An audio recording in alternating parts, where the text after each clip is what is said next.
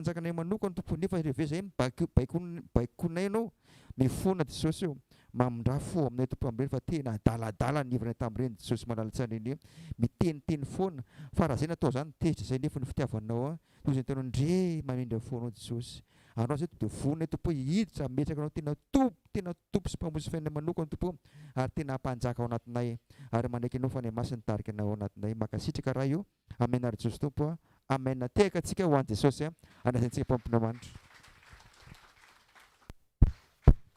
Alléluia. Alléluia.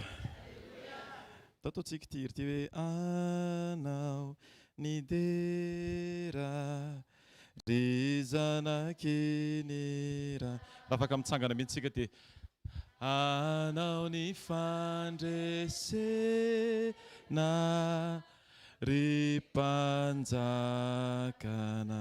anao ny dera asandrato ny tananao androany dia meo azy ny voninahitra satria tsy misy ankoatran'i Jesosy Kristy irery ihany kinira anao ny fandresena sena ry mpanjakana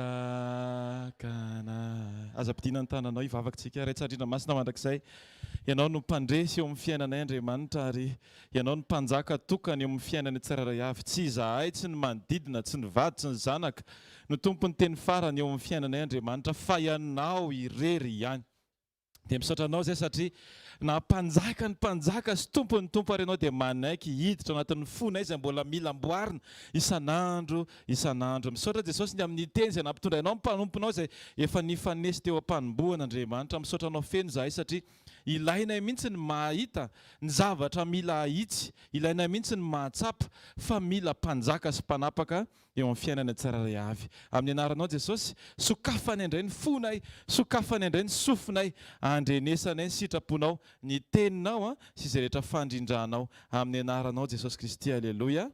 Amen. Amen. Tainy Jesosy daolintsika rehetra afaka mipetraka ary avy hatrany dia zarao fahasoavana fa fahasoavan'Andriamanitra matoy izao fa fahasoavan'Andriamanitra matoy izao anareo. Amen. Iny tsy amin'ny farany vao marina. Alleluia. Fisaky miontsika dia mila mizara an'ilay fahatsaran'Andriamanitra foana. Misy zavatra disponible foana ao amin'ny Jesosy ho an'ny olona tsirairay avy. Misy zavatra vonina foana ao amin'ny Jesosy ho an'ny olona tsirairay avy. Amen. Fa arakarakao fotsiny hoe misokatra ho amin'ilay zavatra vonina ianao sa mbola mangataka ny zavatra tsy maintsy ampiandrasana anao. Alleluia. Androany zavatra napetraka ny tompo tao am-poko ho zaraina amin'ity fotoana androany ity dia hoe miaino an'Andriamanitra. Tandremana tsara fa betsaka ny mety nanaraka an'i Jesosy fa mandre an'i Jesosy izy fa miaino olona hafa. Anao zany ny mpianatra. Mety nandritra ny 3 taona sy tapany niaraka teo foana. Ary voalazan'ny tenin'Andriamanitra mihitsy fa nisy fotoana niala amin'ny ankabetsahan'ny mpianatra dia nanontany ny apôstôly 12 hoe ianareo koa ve hozy izy? Hiala sa ahoana? Zany hoe nisy mpianatra zany tao mba naraka an'i Jesosy fa tsy tena miaino anazy. Ary eo no mahatonga ny finoantsika tsy tafajoro satria sady miaino an'i Jesosy ianao no miaino tenin'olona. Nandreo lasa ataontsika ohatran'ny composé zany miaraka amin'Andriamanitra asiana ovy kely. Dia asiana inona ny hevitr'Andriamanitra? Ampivadinao amin'ny zavatra hafa ny hevitr'Andriamanitra. Fa rehefa tena miaraka amin'ny Jesosy dia mila mahavita mifetena tsy mihaino ankoatran'Andriamanitra. Averiko tsara. Mila mahavita mifetena tsy mihaino ankoatran'Andriamanitra. Mampifangaro ny fijoroantsika sy ny mahatonga ny fiozongozona ny tongotrintsika eo ampiatrehana zavatra anankiray ny fananantsika information be dia be tsy mitovy dia lasa mampikorotan-tsaina iny. Dia ianao manontany tena anatinao hoe inona ary zany ny ataoko? Sao dia ilay niteneny ihany na mety? Nefa ny tenin'Andriamanitra ohatran'izao. Efa ity mpanompon'Andriamanitra ity mihitsy no niteny anao hoe izao no tokony atao. Fa nefa ianao tsy nihaino an' Jesosy. Alleluia. Tenin'Andriamanitra vakentsika ohabolana toko 4. Pasokafo ny baibolintsika ohabolana toko 4. Alleluia. Ny ohabolana toko 4 ny andininy 20 nanomboantsika azy ka hatramin'ny andininy 3:20. Amin'ny anaran'i Jesosy ho ny fivaky ny tenin'Andriamanitra. anaka tandremo ny teniko, atongolany ny sofinao iainy ny filazako. 1:20 aza vela iala eo amasinao izy, fa raketo aiza ao amponao, fa aina ho an'ny mahazo azy izy, ary fahasalamana ho an'ny nofiny rehetra. 1:20 tandremo mifonao mihoatra noho izay rehetra tokony ho tandremana, fa avy ao aminy io avianinina ahina. Amen. Efa rentsika foana io tenin'Andriamanitra io. Ary misy antony Andriamanitra matommy teny hoe tsara ilay izy efa renao, fa aza vela iala eo ambamy masinao. Satria tsika indraindray mandre fa raha vao miova ny zavatra jerenao, dia iny mamafa ny zavatra norenesinao. Zay ny tandremana tsara mihitsy ny zavatra jeren'ny maso. Satria zavatra jeren'ny masonao, marina Romana 17 milaza hoe ny finoana dia avy amin'ny toriteny, ary ny toriteny dia avy amin'ny tenin'ny Kristy. Aleloia. Fa rehefa avy mihaino an' Jesosy ianao ka mijery zavatra anankiray, raha vao apetraka ao ny fonao, tonga dia miesitra ny finoana. Tandremana tsara ny zavatra jerena, satria ny zavatra jerena anatin'ny 2 sekondra mety haningotra ny finoanao tsy tafajoro tsara atao anatin'ny 5 taona. Finoana natsangana nandritran'ny 3 taona sy tapany ny mpianatra, fa rehefa nahita ny fisamborana an' Jesosy dia niala daholo ilay zavatra nyteneny teo hoe za tsy hiala aminao, ho eo aminao foana zahay. Tanao ilay zavatra jerena. Tsy rehefa rehefa mivavaka tsika ohatra, ianao mitokana iny mivavaka, dia ina zavatra mitranga, ilay zavatra sendra hitan'ny masonao tsy sitrapon'Andriamanitra iny no miverina tapoka lasa ohatran'ny sary ao anatin'ny fisaintsainanao, dia manapaka ny vavaka ataonao miaraka amin'Andriamanitra, dia manala ny fifantohanao, dia ahatonga anao na dia manana eritreritra renao hoe andray an'ilay efa vono amin'Andriamanitra tsy voarainao ilay izy. Iza ny efa tratran'izany? Efa tratran'izany. Tsika rehetra efa tratran'izany daholo. Dia izay mahatonga hoe tandremo tsara ny zavatra jeren'ny maso. Dia tsika mety hieritreritra hoe zavatra mandalo iny sendra hita iny. Tsy maninona izy raha ohatra ka sendra hita. Raha vao mbola lehibe ao anatin'ny fonao Andriamanitra, ninona zavatra seho an-devoly eo dia tsy manozongozona ny fononao. Fa nefa raha ohatra ka mbola tsy azo antoka ny fononao, dia aoka tsy ianao koa ny hitady hoe inona zavatra tokony jereko hitesteko ny fonoko. D'ailleurs raha tadio tsara ny tenin'Andriamanitra, ary ny lalàna ra-panahy mitovy foana. Tsy ianao no mitondra anao makany amin'ny testa, fa ny fanahy masina no mitondra Jesosy Kristy tany an'efitra. Matthieu 4 misy an'izany. Tsy izany ho hiteny hoe efa tena tafajoro tsara mihitsy amin'ity zavatra ity, fa andeha aloha za hitesta hoe mety sa tsy mety. Lavo any ianao. Fa tsy maintsy Jesosy no miguide ny pahanao, eto ianao mandroso. Efa ela ne Petere. Zay vao nitenenina hoe ndana sokafo ny vavan'ny trondro. Fa tsy hoe ny ampitsony iny, olona vao nalana tamin'ny trondro, tsy averina ny ampitsony iny eo amin'ny trondro. Fa Jesosy mahafantatra hoe ndana sokafo ny vavan'ny trondro. Zany hoe tsisy ninina tao anatin'ny fomba Petera intsony ny fahitan'ny trondro. Asika ve? Tandremo ny zavatra henona, fa ny zavatra henonao foana lasa zavatra hinonao.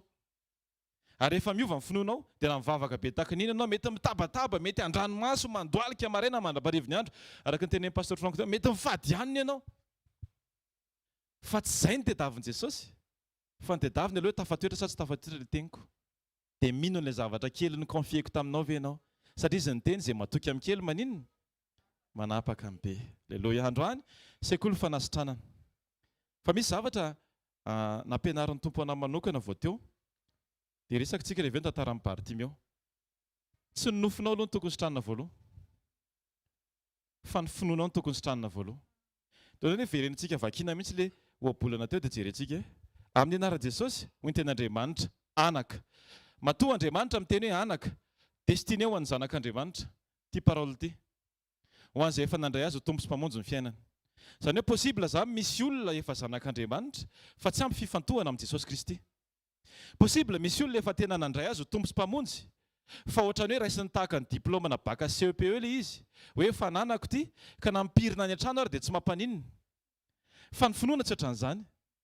Isan'andro io tsy maintsy hoentinao, isan'andro io tsy maintsy hijoronao, isan'andro io tsy maintsy egizenao raha nitina, ampitomboana ny finoana, ny fitsapana izay avelan'Andriamanitra eo alohantsika dia ahatonga anao hijoro amin'ny finoana fa tsy hijoro amin'ny aya.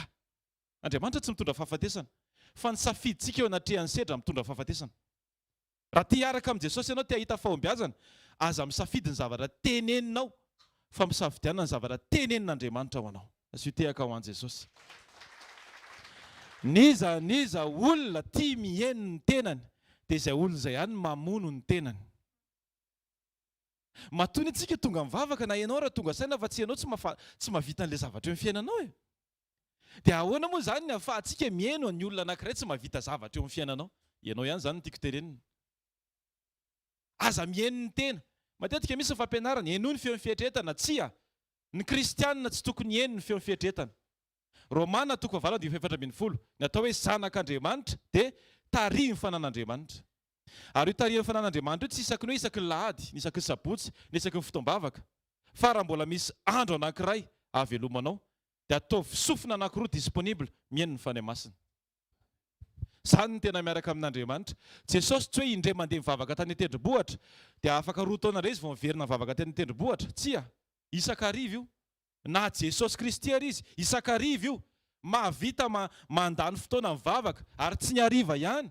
Fa raha mbola misy fotoana sy hirika ahafaha mivavaka dia mivavaka izy.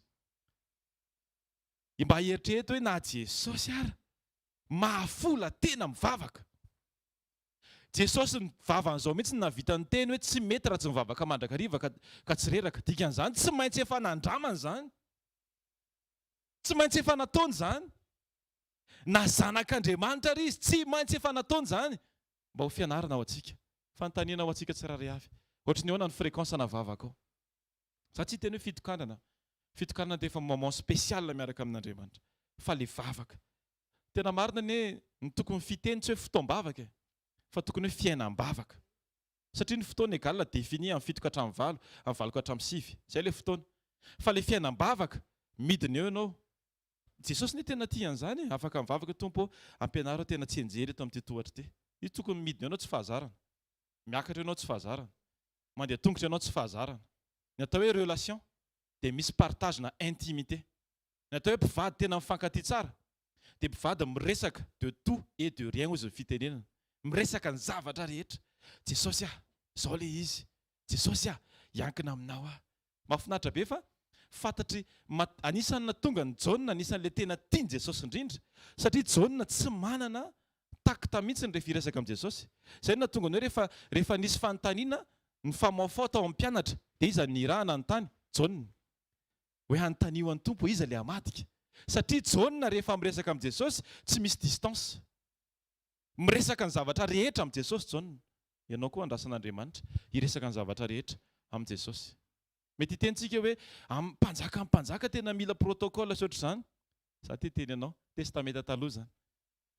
Raha nira protocole izy dia tsy tao an-tranomby izy niteraka. Naka klinika izy. Ary tena sage-femme, vehivavy endrindra teo an-tanàna mety nalainy tamin'izany na miteraka amin'ny mari, sage-femme, fa tsy izay izy amin'ny teny gasy. Any amin'ny bokin'ny Exode any misy anazy fa tsy tadidiko ilay izy. Papively, oui. Tiako tenena zany dia izao. Indraindray tsika lasa maka ny concept firaisana amin'Andriamanitra amin'ny concept fifandraisana izao tontolo izao. Raha izy raha tompony tompo sy mpanjaka nanaiky hidina, ianao zany andrasan'Andriamanitra anakaiky azy. Ao raha ataoko hoe président de la république ohatra, raha hidina eny amin'ny Bakartier izy ohatra, hidina eny amin'ny farany ambany na hidina amin'ny tokantrano anankiray dia efa niomana izy ny ifandray aminao. Dia efa niomana izy ny tsy andro protocole be rehefa hiresaka aminao. Azonareo ve? Ny fanekenao an'izany dia tonga anao androso voaro ny sofinao. Hoy ny ten'Andriamanitra, 2 tandremo miteniko atonga lany ny sofinao iain'ny filazako. Amen. Misy zavatra tsy maintsy ataoko, atongilako ny sofiko. Ny atao hoe atongilana dia misy mouvement. Raha mouvement resahako dia misy déplacement. Misy fanapahan-kevitra tsy maintsy raisiko rehefa tiako androso ny finoko miaraka amin'Andriamanitra.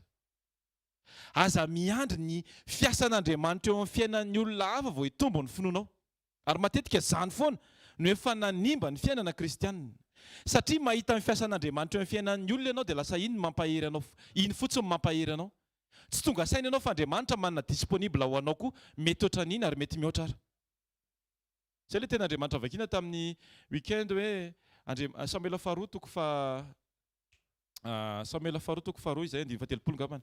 Andriamanitra dia voninahitra mankany amin'ny voninahitra. Raha nanomeny ray tamintsika izy, tsy miangatra Andriamanitra, afaka manome anao izy.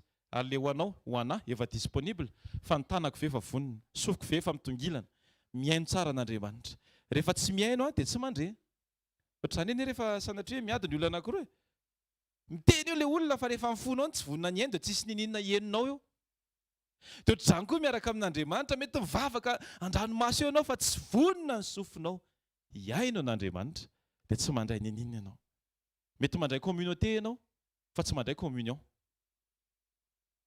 Mandray firaisan'ny olona ianao, lasa mahazo namana, mahazo mpiara-mivavaka sy mpiara-manompo, fa tsy mandray ilay firaisana amin'Andriamanitra. Tsisy antony ny iarahantsika raha tsy misy Jesosy eo ampovoany. Tsisy antony tokony hivorintsika eto raha tsy noho i Jesosy Kristy no antony. Ary izay manimba ny fifandraisana eo anivon'ny ataoko hoe fiarahamonina, satria mametraka ny fifandraisan'ny olona ho ambony lavitra noho ny fifandraisan'ny tsirairay avy amin'ny Jesosy. Raha ataoko ohatr'izao ilay sarotsotra be dia izao hoe nisy fotoana Jesosy feno ny efitrano, tonga ny mpianatra anankiray ao ambadika eo ny reninao sy ny rahalahinao. Hainareo angamba izay tantara izay. Inona ny valiteny Jesosy? Izy izy ny reniko sy ny rahalahiko, raha tsy izay manao ny sitrapon'ny raiko izay any an-danitra. Dikan'izany, ny mampiray an'i Jesosy sy ny mpianatra, tsy hoe satria tiany be ny tarehan'i Petera dia mividiny ho anisan'ny 12. Tsy satria Matteo ohatra hoe mahay kajy be dia nividiny, tsia. Fa satria Andriamanitra ny naniraka azy, manelanelana an'i Jesosy sy ny mpianatra dia tsy maintsy misy Andriamanitra ray. Manelanelana antsika sy ianao tsy maintsy misy Andriamanitra ray.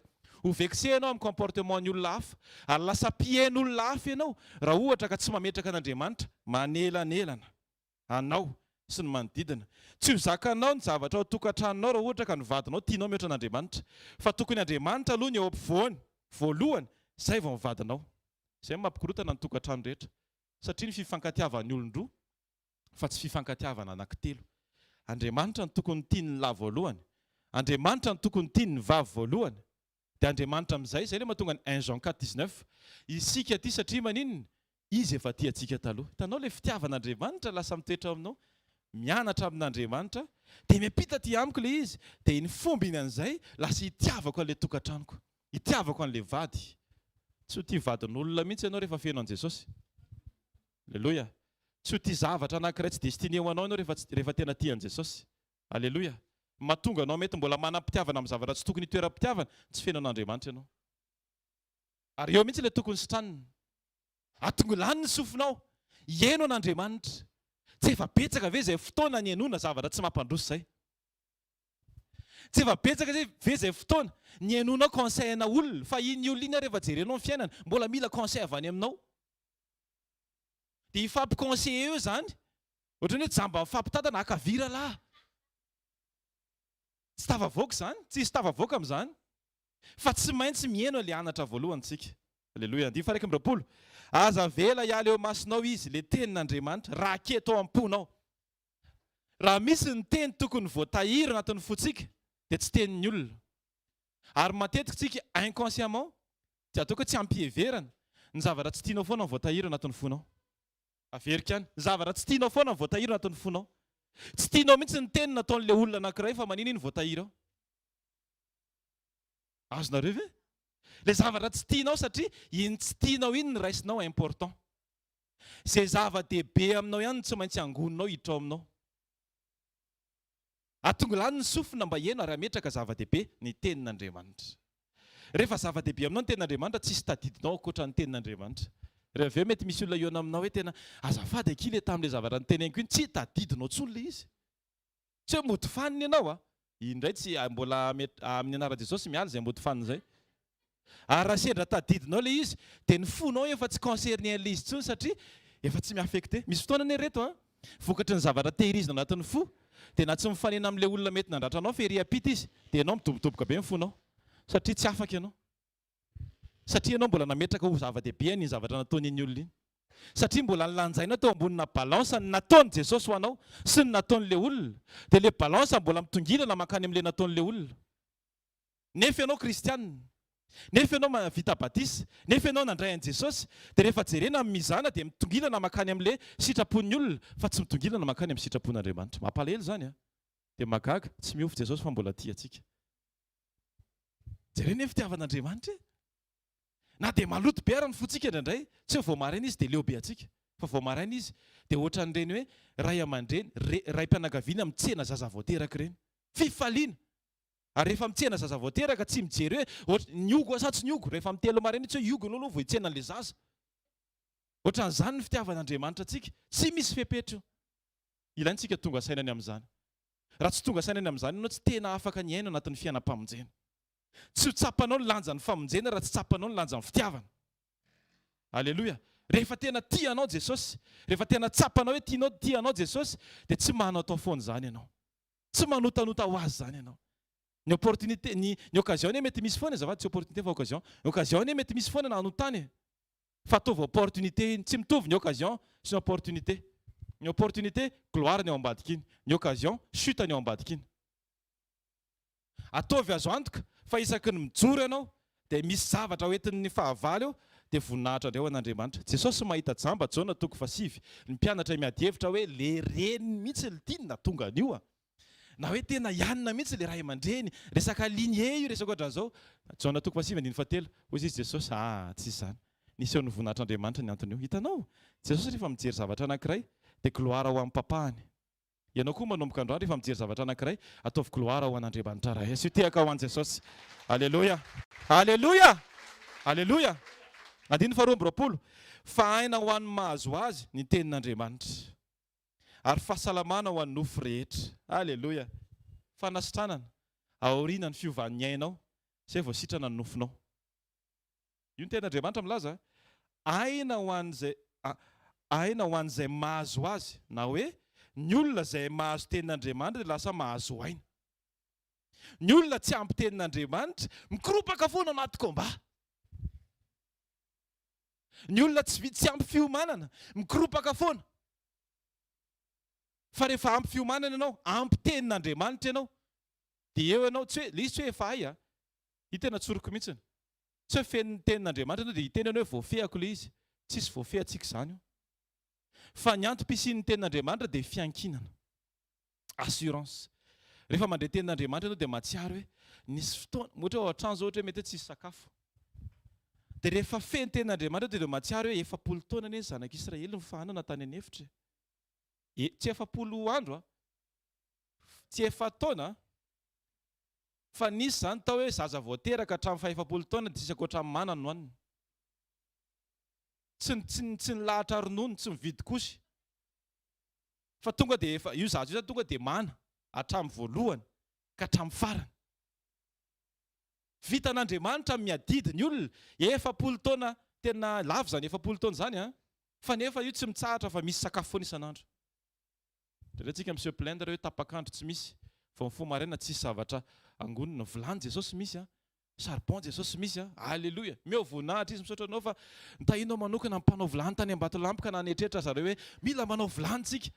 Mba imagineo fa mety nisy vola atao aminao fa tsisy vilany dia inona ny ataonao? Izay le hoe manome voninahitra an'Andriamanitra foana. Aza vela mihitsy izy teny mivoaka eo amin'ny vavanao ka hanamavo ny zavatra efa nataon'Andriamanitra ho anao. Tsisy diskady izany ao amin'i Jesosy. Tsisy diskady izany. Mafy be izany hoe hiantoka sakafon'olona 12 mandritra ny 3 taona sy tapany. Jesosy tsy hoe efa nanana compte bancaire na hoe nanao pré izy avant les ministères. Ary ao amin'ny Luka 10:5 mahafinaritra anahy mihitsy miresaka an'ity sady efa iny mama. Alléluia. Rehefa nahazo trondro roa sambo Petera dia tsy niraisin'i Jesosy ilay trondro roa sambo. Any fa najanona teo ilay trondro roa sambo dia niaraka tamin'ny Petera. Tsisy trondro tany am-paosin'ny Petera, tsisy zavatra nilaina tany am-paosin'ny Petera. Tsy hoe amin'io trondro io mba hanoanana ministera antsika, tsy izany ny zavatra nitranga teo. Fa Petera ny tedaviny. Manasanao hitsangana amin'izao fotoana izao amin'ny voninahitra an'Andriamanitra tsika dia hivavaka tsika ho amin'ny tenin'Andriamanitra izay hoentin'ny mama. Jesosy misaotra anao seny amin'ny teny izay nampitondrainao anay indray teto andrany Andriamanitra. Misaotra ny amin'ny fikasihanao sy ny fitarihanao Andriamanitra. Misaotra fa Andriamanitra tsy miovy ianao, misaotra fa Andriamanitra fitiavana ianao ary isan'andro dia mianatra ny aminao izay Andriamanitra. Ampianaro izay mba hanana ny toe-po araka ny sitraponao ary ny ainay sy ny momba anay rehetra Andriamanitra dia ho sitraniny eo amin'ny fanatrehanao mba hahafahanay manana maso tia mijery anao, sofina mifantoka aminao, fo mahatoky anao. Amin'ny anaranao Jesosy aoka ny fanahinao masina no ampiteny indray androany amin'ny anaran'i Jesosy. Amen. Sy tsika tehaka ho an'i Jesosy. Alléluia. Alleluia. Faly miara-batsika amin'ny anaran'i Jesosy dia manona ny fahatsaran'ny tompo amin'ny fiainantsika tsirairay avy dia afaka mahazo toerantsika tompo. Teny izay entiko androany dia hoe andao androso. Andaontsika androso miaraka amin'ny Jesosy. Matetika ny mahatonga antsika tsy mandroso satria mijery olona misy nefa. Azonareo ohatran'ny hoe namana boka zao manakaja be izy nefa boka. Dia indraindray koa ianao mahatonga antsika tsy mandroso satria mijery olona. Anina, pastery Anina, mahafinaritra be mihaino an'iny nefa ohatran'izao. Dia indraindray izay lasa vato misakana mahatonga antsika tsy afaka mandroso. Jesosy anefany te ahitantsika, te androso iaraka amintsika izy. Te androso iaraka amintsika izy, te hiaraka amintsika izy. Dia tsika variana mijery an'ilay nefa eo amin'ilay olona dia lasa janona miaraka amin'ilay olona ihany koa. Fa manomboka androany andao hianatra hakatahaka an'ilay tsisy nefa. Jesosy ilay tsisy nefa. Dia ao anatin'izay fotoan'izay lasa mandroso automatika ianao. Jereo tsara io lehilahy anankiray namana io nalaina Anina teo hoe saika tsy afaka tamin'ny fahabokana io lehilahy io raha ohatra ka tsy nanetry tena.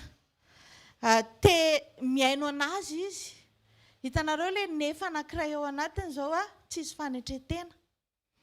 Dia niteny taminy hoe midira ozy izy mpanompon'Andriamanitra ary amin'ilay rano Jordana. Dia izy tsy te handeha fa nisy fanambony tena be tao anatiny. Dia ozy izy hoe manana piscine.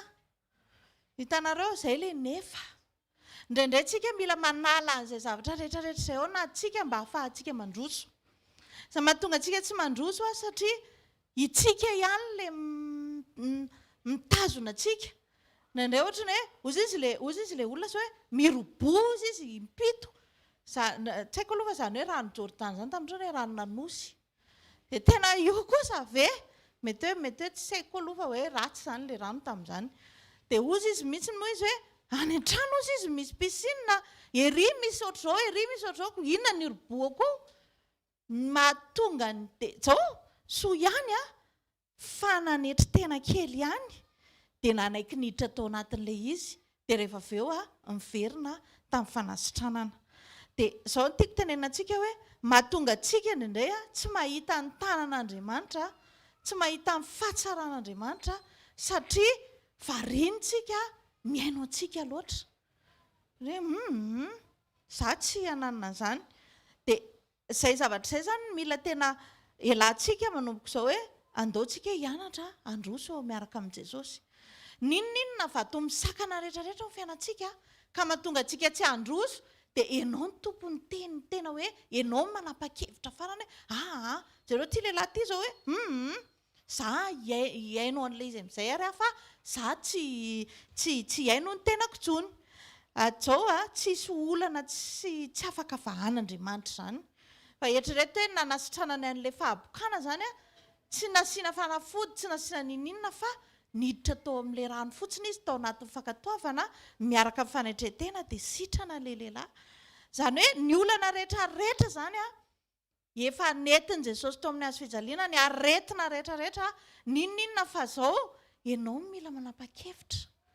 Izao manomboko izao dia hiaina amin'izany hoe fiainam-baovao izany anaraka an'izay lazain'Andriamanitra. Tsy hiaino olona, tsy hijery olona fa hijery an'Andriamanitra. Rehefa mijery an'i Jesosy ianao izay mihitsy moa no tenenin' Jesosy hoe mijery an'i Jesosy ozy izy izay tompony finoantsika.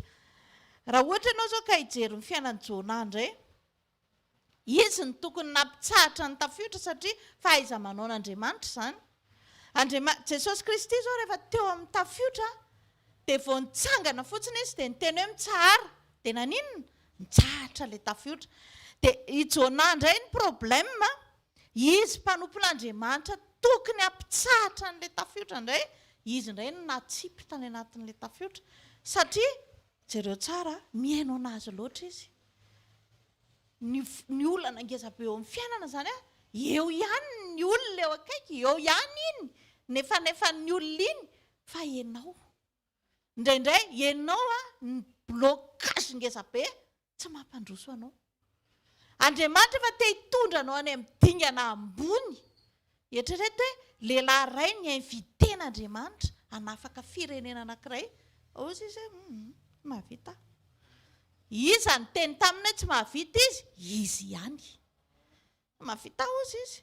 Za tsy handeha amin'izany mihitsy ahako fa zao hiafina any amin'ny farany ambany, any ambany le sambo any amin'ny farany ambany ihany. Dia zao miaino anazy izy fa tsy niaino an'Andriamanitra. Zany hoe miaino olona, iza le olona? Ianao ihany. Ka ianao rehefa manaradia an'Andriamanitra dia mila mandihy ny teny ianao hoe Jesosy fa maninona miaino olona foana.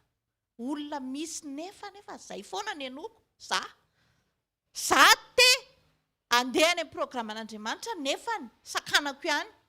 Be dia be nge ny olona manana faniriana tsara amin'izao vanandrianantsika izao hoe te handroso, te hanao ny sitrapon'Andriamanitra, te tsy hangalangala batin'olona zany. Tsisy olona manana faniriana tsara tena izay mihitsy zao na planko ambony indrindra. Fa ny plan'ny olona tsara indrindra dia anana ny anjara tsarany, anana fiainana tsara fa zao ny soany namotika azy. Lasa izy nandeha. Ndreo Andriamanitra tamin'ny Jona dana maniraka anao dia tsy nety izy. Dia nefa lasa tsy nandroso fa soa ihany aloha izy fa nandeha ihany izy niverina tany amin'ilay programan'Andriamanitra. Dia jereo tsara nefa fahaiza-manao an'Andriamanitra rehefa ny olona anankiray ny mandeha amin'izay nandrany dia toa rehetra amin'ny farany.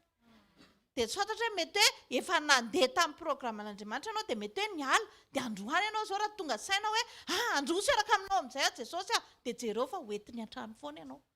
Hoentiny an-trano foana ianao. Jereo tsara ry Jona tena niala izy, niala navelan'Andriamanitra izy aloha rehefa tsy te Andriamanitra zany ny toetrany. Raha te hitsangatsangana any am-pony ianao dia zao rehefa miaina ianao tsy ao amin'ny programany dia avelana eo ianao aloha. Mandra-pahatonga sainanao. Dia soa ihany fa niaino azy ihany hoe okera fa za mihitsy izany problème izany. Hitanareo ilay fahatongavan-tsaina fa maninona nefa raha tonga dia tamin'ny voaloha dia nanaiky. Tsika ihany anie ny manasarotra amin'ny fiainantsika. Izany indray dia miteny an'izany amin'i Jesosy mihitsy hoe ny tena olana ao Jesosy tsy ilay vadiko, tsy ilay zanako, tsy ilay mpiara-monina amiko, tsy mpiara-manompo amiko fa za ihany. Maninona zao rehefa tonga ohatra hoe fifamaliana dia maninona zao raha mangina. Le izy zany ne mahatonga anao tsy tia ihanina indraindray satria hoe indray indray zao dia zao ndray tenenina indray zao hoe nareo vehivavy mangina. Maninona raha mangina fotsiny e. Le izy tsy be dia ianao raha mangina fa mba tsy hisian'ny korotana dia aleo angina. Andramo ange zany hiakatrakatra be izay hiakatrakatra eo akaikinao eo. Fa zao mba enoy anie le tsisy tsiny iza le tsisy tsiny? Jesosy. Izy no tena anao hoe mangina. Dia rehefa miaino aninonao dia tonga dia mangina anao dia eo anao dia mitsahatra be. Dia rehefa ao anatin'ilay safotofoto be iny ohatra hoe misy velondana be izany eo anatin'ny fonao, mahita ny hafa mitsandratra ohatra, mahita ny hoe nandeha namonjy mariazy ny sasany dia tena tsy zakanao. Areo nefa misy olona misy tena ohatr'izany dia tena ohatrany hoe misy zavatra tsy zakazakanao iny dia tonga dia teneno hoe mitsahatra amin'ny anaran'i Jesosy hoe dia ao anatin'izay tsisy olona miteny anao mihitsy eo akaikinao eo hoe tsy tiantsika mihitsy io mariazy io fa iza no miteny izany? Ianao ihany le miteny iny mazotra zao. Ao anatinao misy fanoherana be mihitsiny atonga anao tsy handroso. Fa zao rehefa iny ny hitanao dosa ianao tia indray le tsy mampandroso toa dia miala izay toe-potsizy mangina amin'ny anaran'i Jesosy. Mifaly amin'ny fahasoavan'ny hafa, mifaly amin'ny fahombiazan'ny hafa. Amen. Dia ho hitanao anie izany fandrosoanao izany anjaranao indray manaraka. Amen. Ka manomboka androany ndaontsika tena hianatra izany hoe za Jesosy tsy maintsy mandroso miaraka aminao. Za Jesosy mila tena mitombo dia nefa ny fitombon'ny olona le olona ihany ny tapa-kevitra. Le olona ihany manapa-kevitra jereo tsara zao rehefa le mijoro vavolombelona ireny tsika na rehefa misy adresan'Andriamanitra dia rehefa nieritreritra rehefa tena niraisiko ny teny rehefa nandray rehefa zao dia teo amin'izay Jesosy voatazako nisy ny hitanareo miandry ianao efa eo alohanao ne le fandrosoana efa eo alohanao le fahatsarana fa ianao tsy mety mandroso miaraka amin'ilay izy aza mihaino olona loatra ianao io olona teny voalohany io dia le eo akaikinao koa raha ohatra ka mitondra teny tsy mahomby eo akaikinao dia elao avy hatrany ianao mila mangina ianao mangina amin'ny fiainanao mihitsiny ianao mila mangina fa mametraka an'ilay izy eo am-pelatanan'Andriamanitra ka tsika zao raha ohatra hoe misy olana ianao inona ny olanao anaty baiboly zao tsy mivahan'Andriamanitra mitady fampahitana fity ianao ohatra izany nangaty izany teo niaraka tamin'Andriamanitra ka tsy nahita fity mba azonao sary an-tsaina ve zany hoe mofo 5 sy azan-drano 2 na voky olona tsy omby 5 arivo tsisy ady nangatahana na iza na iza tsy fantatro hoe efa hitanao ve zany zavatra zany ary ny tena mirakla be anankiray tsy nila traiteur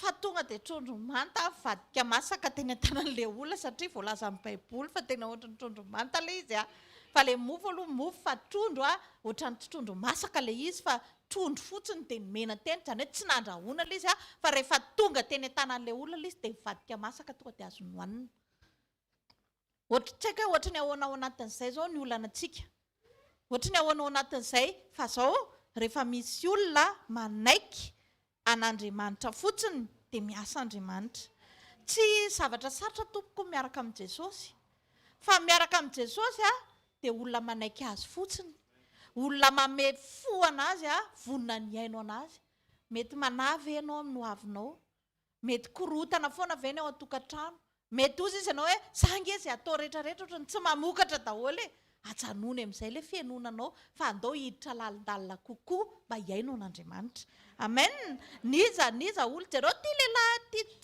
ty namana boka ty efa tena nampiasa talenta traizatraiza satria raha mivoalazan-tantara dia tena olona manakaja be izy io tena niasa izy tena nanao zay azo atao anasitrana ny aretiny ohatra nasa ianao ihany efa nanao tsika efa nitenitsika efa nanarina daholo zay azo anarina rehetrarehetra na nilazaina zay azo nilazaina iainantsika ane zany ao atokantrano ne fiainana isan'andro zany misy fiainana tianao hitondrana ny zanakao misy fiainana tianao hitondrana ny asa mandraranao rehetrarehetra fiainana tianao hita fa zao indraindray le izy tsy tonga any dia efa niety efa nanao ianao efa nananatra ianao efa niteny ianao efa mivavaka ianao dia zao avelao mangina amin'izay avy enoy amin'izay Andriamanitra inona taridàlan'Andriamanitra dana mivavaka mandrakariva ka tsy reraka inona ny ten'Andriamanitra atolory makanesa ty amiko ianareo izay miasa fatra tsy mavesatra etana fa tsy ianao ny andeha mitady an'le fanafahana fa Andriamanitra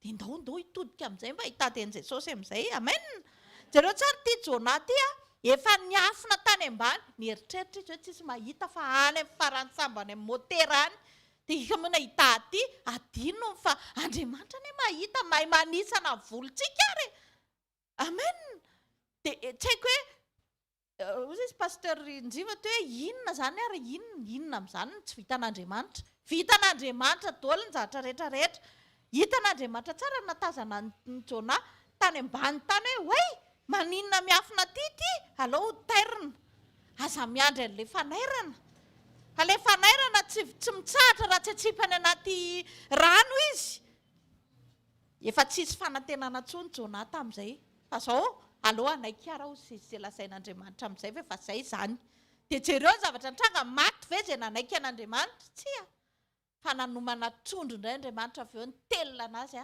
dia nentiny tany amin'ny rano indray izy rehefa avy eo teny amintsika hoe tao anatin'ilay trondro nentin'Andriamanitra najanony 3 andro tany nasainy mibebaka aloha nasainy mivavaka aloha nasainy niomana nasainy indraindray ao anatin'ny fisedrana mamay io ianao variana mitalao mitady aidy any aman'olona ataovy ohatr'ireny any anaty trondro ireny ianao tsy afaka mivoaka tsy afaka mihinan-kanina tsy afaka minina fa tena ao anatin'ny fisedrana ndana mitodika mijery an'i Jesosy hoe fona aminao Andriamanitra inona ny zavatra tsy nentina atao fa naninona tsy niainao zany ny zavatra takian'Andriamanitra amintsika jereo nge Jona tsy hoe akory hoe nandeha mivoaka dia tonga dia mivoaka avany le sambo reny le tonga dia any dia zezesta eran-tanàna fa zao niafy tao anatin'ny 3 andro aloha misy lalana nge forcen'Andriamanitra tsika indraindray hoe zay nge le izy dia rehefa vita izay 3 jours ny Jona tany anatin'ny sambo izay dia navoaka an'Andriamanitra amin'izay tena sainanao izay zavatra nasainina taona izao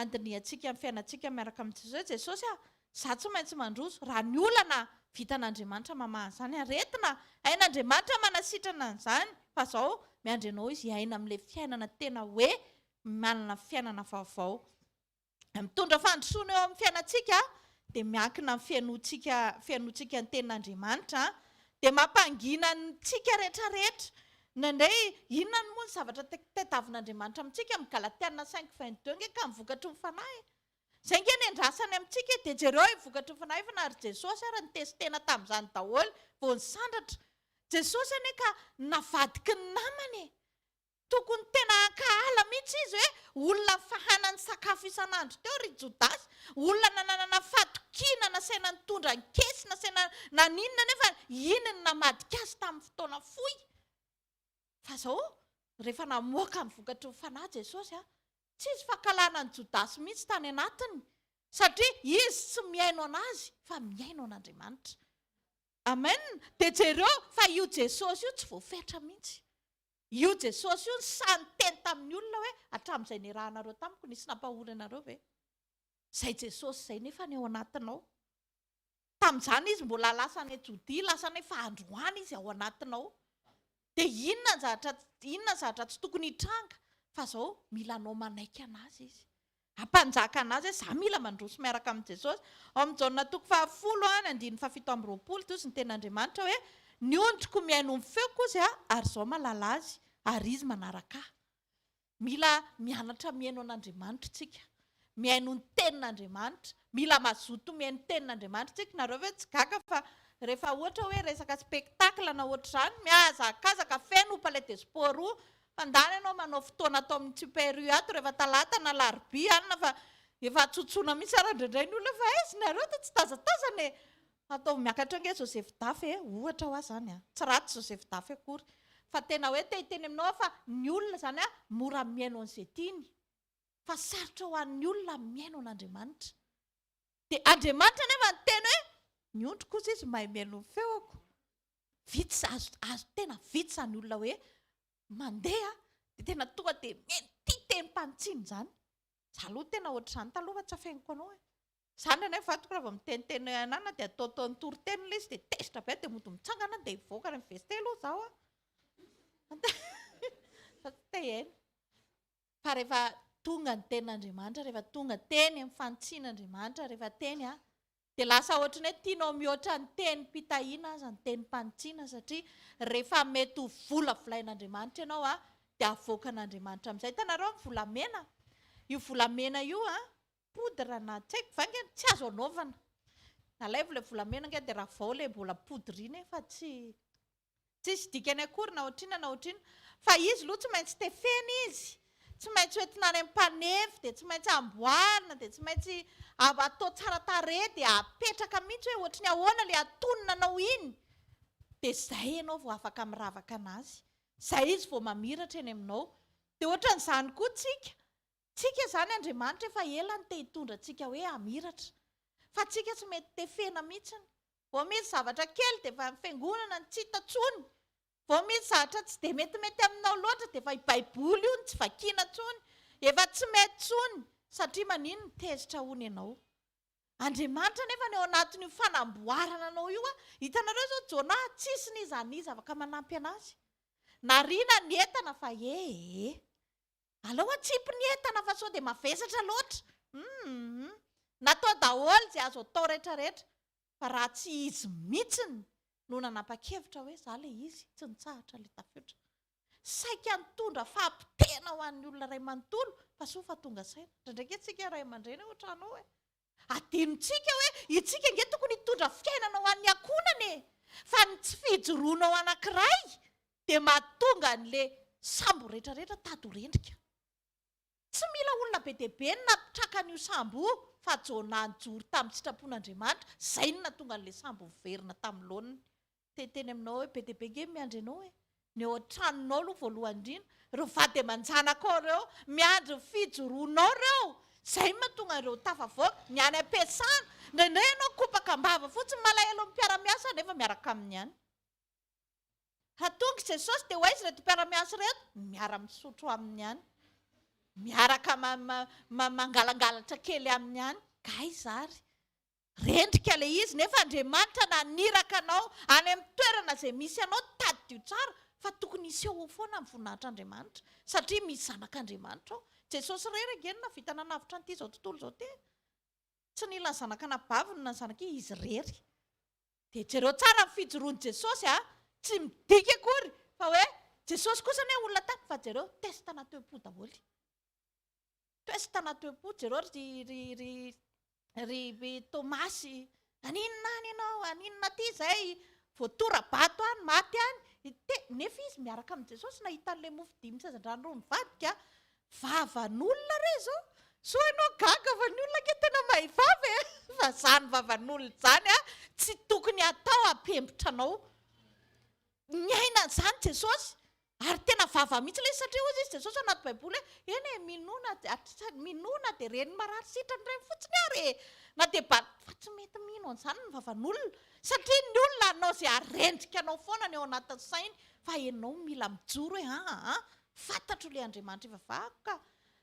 Misy zao ny olona hoe efa tsy nisotro toaka intsony izy zao taloha dia niady tamin'ny vadiny izy ka ilay ny adiady mihitsy dia tsy maintsy nandraindray kely dia teny aminao fa ilay vadinao mety tsy haninona ihany fa ianao no te handatsaka tena any amin'ny naty lavaka any. Nefa ny akonanao ato miandry ny fijoroanao. Raha tsy nijoro Jonas adino rendrika maty tonga dia accident maty tao daholo maty ny sambo rehetrarehetra. Misy olona ngeny indray endrasa izany mahatonga ny devolo manao fananiana mamotika antsika mihitsy satria tsy tiany hisy fanafovonjy ao ambadika anao. Tsy tiany handroso izany ianao. Anoho izany mila mandroso tsika izay lazain'Andriamanitra. Jesosy indray io vao nitsangana dia tonga dia naninona? Janona ny tafiotra satria olona mpiaino an'Andriamanitra foana io Jesosy io. Ny tenin'i Jesosy dia izao hoe raha vakiana amin'ny Marika 4:9-10 toy izy. Ary noho nandroso kelikely izy dia niankohaka ka nivavaka hoe raiko raha azo atao dia oka esorina amiko ity kapoaka ity, nefa oka tsy ny sitrapoko anena atao fa ny anao. Ny feoany te hiala, ny feoany tenany te hiala amin'ilay kapoaka mangidy satria marary ilay izy. Fa izao ozy izy noho ny ianao ihany ozy izy Andriamanitra ny sitraponao ihany ny aoko tanteraka. Raha izay teny izay nandra fetantsika amin'ny fiainantsika dia tena mandroso miaraka amin'Andriamanitra tsika. Tsy diso ny lanitra izany tsika satria izao Jesosy nafantatra izy hoe mafy ilay zavatra miantra taminy, ohatran'io zavatra miantra amintsika io.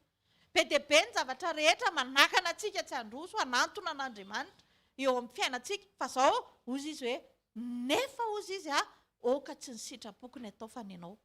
Ny olona mahatana an'izany teny izany ny atao hoe mandroso miaraka amin'Andriamanitra. Dia jereo tsara Jesosy Kristy izy ary tsy nanota nefany niatrika fisedrana be dia be, loza namany navadika ry Jodasy be dia be. Indrindray izany no mahatonga antsika mihembotra hoe izany nge tsy nanabain'ilay olona miara-mipetraka amiko iny tsy tadidiko ny anarany, fa izay rehefa miara-mivavaka dia miara-mipetraka dia tonga tamin'iny dia avy eo izy tsy nirabana dia iny dia matezitra anao. Ny olona mampitsangana an'Andriamanitra farany ndao mba hianatra amin'izay handroso mba hampitsangana an'Andriamanitra eo amin'ny toerana misy anazy. Ny olona mampitsangana an'Andriamanitra eo amin'ny toerana misy azy dia izay olona mandeha amin'ny programan'Andriamanitra. Rehefa misy olona izay ny rahan'Andriamanitra dia mandeha amin'ny programan'ilay olona dia tantanan'Andriamanitra iny dia miaraka ry zareo. Amen. Ka tsy sarotra izany hoe miaraka amin'Andriamanitra izany hoe Jesosy eo amiko mandrakariva, tsy sarotra satria izy efa niteny fa tsy handao anao akany aminao tsy hamelanareo kamboty ozy izy, fa ny olana ianao miala amin'ilay lalana nirahanareo dia tsy maintsy misaraka ilay lalana. Fa manomboka eto aza atao olana raha nisy olana nisaraka taminao, aza atao olana raha nisy asa tsy azonao, aza atao olana raha misy problème ohatrany hoe niotranao, fa ataovy olana raha Jesosy nisaraka taminao. Amen. Raha Jesosy nisaraka taminao dia izao tsy afaka mandeha tsony ianao, fa izay ny atao hoe lampilina tanteraka. Fa rehefa Andriamanitra miaraka aminao, tsisy nizaniza tohatra anao izany. Amen. Andao hianatra handroso iaraka amin'ny Jesosy. Andao hianatra tsika andeha iaraka amin'ny Jesosy. Jesosy Kristy izao no io ilay tsisy nefa. Andao io ny rahana, andao io ny anarana. Inona nataon'i Jesosy eo anatin'ny situation sarotra inona nataon'i Jesosy zao raha teo izy. Nisy olona narary be nanantona an'i Jesosy. Dia inona nataon'i Jesosy tamin'izay fotoana izay toy izy. Mandana ozy izy dia sitrana fa zao amin'izao sisy zao izy aza manotatsony. Ay, izay zany nataony. Ay, izao zany rehefa sitran'Andriamanitra, rehefa niaraka tamiko Andriamanitra, dia ariako daholo amin'izay zany ny zavatra rehetrarehetra. Mifagagana mantsy ry havana tsy mampitazona ny fanoloran-teny iny. Raha ry Petera ve dia andositra raha zavatra niaraka tamin'i Jesosy, fa dikan'izany oka tsy mifagaganana nataona antsika n'Andriamanitra. Tsy hampitazona antsika iny amin'ny mandrakizay antsika, fa oka ny sitrapon'Andriamanitra rery ihany no hitondra antsika hiatrika an'Andriamanitra. Ndao tsika metraka an'izany eo am-pontsika izany teny izany hoe Jesosy tena mila mandroso miaraka aminao, okizay mifazazana ra-panahy rehetrarehetra, okizay daholo izany rehetrarehetra izany, fa izao manomboka eto ihainaonao amin'izay efa tsy hain'olona. Izy olona fahavalinao voalohany io dia ny tenanao, tena farany ty tenantsika ity tsy handova amin'ny fanjakan'Andriamanitra. Efa voaozina mihitsy ty nofo ty hoe tsy miakatra io fa midina. Dia jereo fa ny zavatra hoentiny io nofo io mampidina anao daholo. Masonao hitondranao hijery zavatra ratsy. Ny sainao hitondranao tsy hifantoka amin'Andriamanitra. Ny fonao hoentinao, aterinao any amin'ny lehilahy na vehivavy dia voadona any rehefa avy eo dia ratra-po. Jesosy nefa efa niteny fa hoeto aty daholo, hoeto aty. Amen. Tanareo ilay izy rehefa ny olona anankiray no mametraka amin'ny fony eo amin'Andriamanitra, tsy maratra izany intsony izy. Amen. Laotsika hitsangana sady andraisantsika Mpanompon'Andriamanitra. Tehakintsika ho an'ny ten'Andriamanitra. Vavakintsika ray. Misaotra anao izay tompo satria matoa izay mbola teneninao dia mbola tianao indray. Misaotra anao amin'ny fampatsahivana anay fa mila miroso izay, mila mandroso izay amin'ny sitraponao. Misaotra anao satria amafisinao aminay tsara ray avy foana fa ianao ihany no tokony henoinay Andriamanitra. Ary tokony havita izay hampangina ny feotsizy rehetra izay entin'ny fahavalo eo amin'ny fiainanay. Ny mahatonga ny aretina eo amin'ny fiainam-panahy sy ny finoana sy ny tena sy ny nofinay Andriamanitra dia satria efa diso ny fototry ny information henoinay Andriamanitra. Dia ankehitriny mivavaka izay Jesosy mba tsy handre teny ankoatran'izay any aminao izay, aoka ianao irery ihany no renesina tsara ray avy. Asa raha to vavaka androany dia teny mihitsy Jesosy manomboka androany